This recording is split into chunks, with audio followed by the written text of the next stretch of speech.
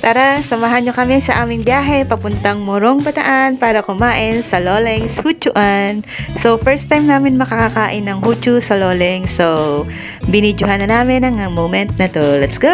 So, since si Ate Cory ay nagpa-practice mag-drive, so sinama niya na kami sa Morong para makakain din kami dun sa Loleng's Huchuan. So, yan, nagpa-practice siya mag-long drive. So, kung i-rate natin ang pagdadrive niya, 7 out of 10 kasi medyo lumalagpas pa siya sa linya, pero all in all perfect na yung pagdadrive ni Ate Cory. Pwede na tayong magkagala kung saan. So andito na tayo sa Loleng's Huchuan. Matitikman na natin ang huchu nila. So ayan, nandito na tayo sa Loleng's. Nilibre tayo ni Ate Cory, 'di ba?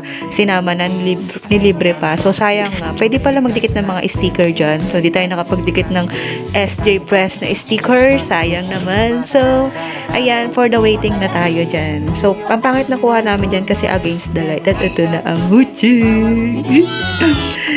Actually, ang sarap ng huchu nila. So, ngayon na lang ulit ako nakakain. Kasi nakakain ako ng huchu sa may plaza ng Samal. Kung alam niya yung sila Chongs. Kaso ngayon kasi hindi na sila nag-o-offer ng huchu dahil medyo mahirap daw gawin. So, dumaya tayo dito sa Morong, sa Loleng. So, super sarap ng ano nila. Ang hirap lang i-crave kasi ang layo. So, syempre, from Samal to Morong. So, mga 2 hours din ang pagdadrive. So, ayun lang. Sulit ang punta natin sa Loleng's. Thank you, Ate Cory, sa pagsama sa amin ni Ga. So, dito, papunta na tayo sa parking ng Loleng. Sa mga pupunta, wag kayong mag-alala. Malaki yung parking space nila. And then, nagpalit sila ni Jello ng pwesto. So, si Ate Cory na ulit yung magdadrive. So, wala na akong nabidyohan dito kasi after nito, mga ilang minutes siguro, nakatulong na ako. Kasi, wala kaming tulog ni Ganon nung 5 a.m. kami umalis. So, yun lang.